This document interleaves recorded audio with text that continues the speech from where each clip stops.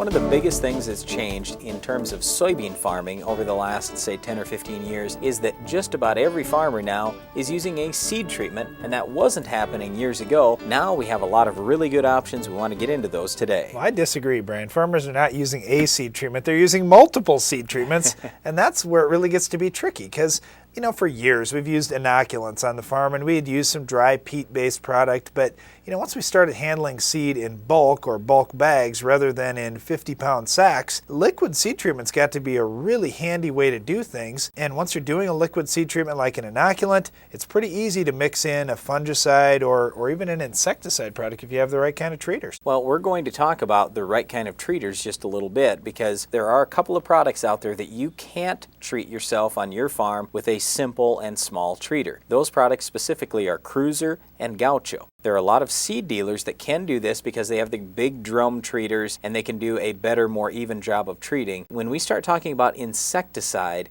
if you have that rate off just a little bit, you could actually hurt the germination of the seed, or if the rate was too low, you might not get control of the insect. So it's much more critical than just putting inoculant on there or even a fungicide. So those two products in particular, you probably can't do yourself, but we do see some big benefit from using Cruiser or Gaucho on the seed, especially at stopping first generation bean leaf beetle. You can do an excellent job. I mean, almost 100% control stopping bean leaf beetle, and it will suppress many of the bugs for later in the year. Even soybean aphid, you'll probably see a 50 to 75% reduction in soybean aphids from using that seed treatment up front. We get a lot of questions about why can't I get 100% of my aphid control, and really a lot of it comes down to the time factor because you've applied these seed treatments fairly early in the year, in a lot of cases in early May, and you're expecting to get control in early August of aphids.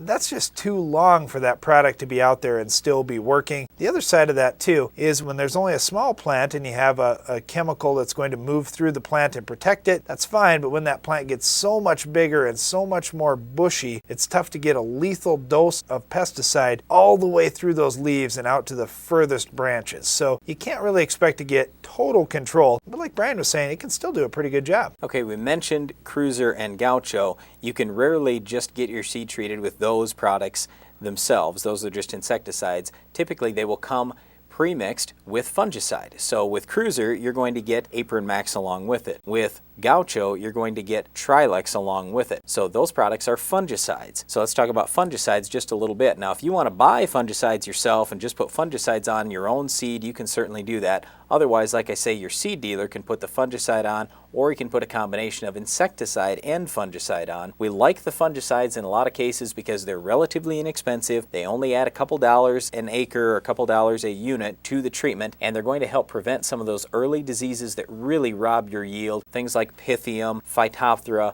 Rhizoctonia. They are terribly harmful diseases in soybeans. The trouble is we just don't know from year to year if they're going to be a major problem or not. So as a quick example, in our state, in South Dakota, there was one year back probably 4 years ago or so where they did a bunch of trials and they were all gung-ho on, oh, you got to treat with fungicide all the time because they were getting consistent 5-bushel gains. The very next year, their trials showed 0 gain.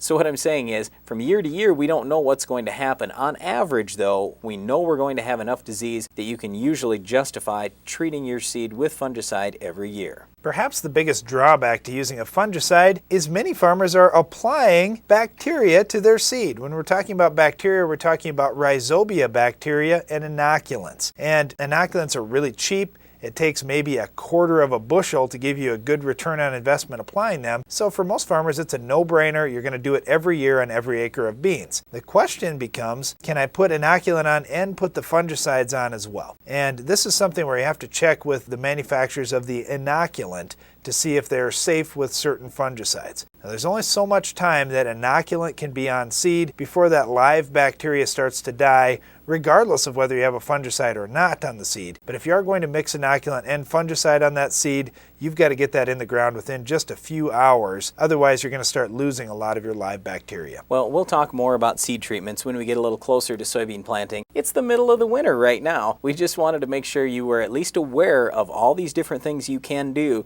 And as the soybean price is relatively high. I mean, considering the 30-year average, we're probably double what the 30-year average is for the commodity price. There are a lot of these things that offer a much better return on investment than they ever have before. Well, one thing that always provides a good return on investment is weed control, especially when you have our Weed of the Week. Can you identify this week's weed?